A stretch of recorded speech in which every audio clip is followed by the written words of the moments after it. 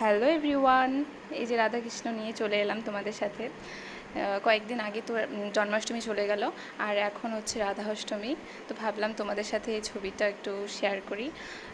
আমার ছবিটা অনেক দিন আগে আর্ট করা হয়েছিল, রং করাও হয়েছিল, একটু জাস্ট অল্প একটু কাজ বাকি ছিল। যেমন চোখের পাতা দেইনি আমি, তারপর আরও অল্প একটু করে কাজ বাকি ছিল। যাই হোক, তো আমি মানে এই ছবিটা ধরো মোটামুটি 2-3 বছর তো হয়েই যাবে। অনেকে ছবি নিয়ে গেছে তুলে, বাট আমি কখনো পোস্ট করিনি, কারণ একটু কাজ বাকি ছিল, তো আমি ভাবছিলাম পরে পোস্ট করব। তো এইটা ছিল আমার প্রথম ওয়াল পেন্টিং, ফেব্রিক কালার দিয়ে। আমি কখনো ফেব্রিক কালার দিয়ে ওয়াল পেন্টিং করিনি। এর আগে যতগুলো আমার বাড়িতে মানে ওয়াল পেন্টিং আছে সবগুলো মানে ওয়াটার কালার দিয়ে করেছি, বাট ফেব্রিক কালার দিয়ে কখনোই করিনি। তো এই কাজটা করতে আমাকে মানে হেল্প করেছে আমার আর্টের টিচার গৌতম দা। তো আমি মানে খুবই ইন্সপায়ার্ড দাদার থেকে। তো আমি যখন এই আর্টটা করেছিলাম আমি খুবই নার্ভাস ছিলাম। তো দাদা একদিন এসে দেখে বলল যে এভাবে এভাবে করতে হবে। তারপর আর কি মানে একটু মনে সাহস পেলাম। তারপর এই যে আর্টটা মানে দাদা একটু অল্প একটু দেখিয়ে দিয়েছিল কালারটা।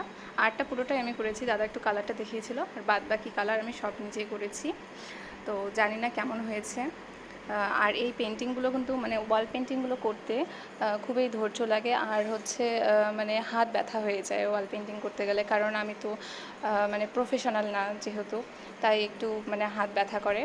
আর আমার বাড়িতে যে ওয়াল পেন্টিংগুলো আছে, যারা যারা এসেছে দেখেছে, তারা হয়তো ভাবে যে কয়েক সেকেন্ডের ব্যাপার, কয়েক মিনিটের ব্যাপার। তো আসলে সেরকম কিছুই না। অনেক ধৈর্য লাগে, অনেক খাটনি হয়, অনেক হাত ব্যথা হয়ে যায়, মানে কি বলবো, কে আর হাতটা মালিশ করে দেবে আমার। তো যাই হোক, আমার বাড়িতে আমি তো এগুলো করতে চাই না, বাট আমার বাড়ির লোক খুবই আমার উপর প্রেশার ক্রিয়েট করে। তো তারপর ওদের বাধ্য হয়ে আমাকে করতেই লাগে। যাই হোক, তো কেমন হয়েছে আমাকে জানিও রাধাকৃষ্ণের ছবিটা। এটা ছিল আমার বাবা মায়ের বেডরুমে একটা মানে বড় করে আর্ট করা।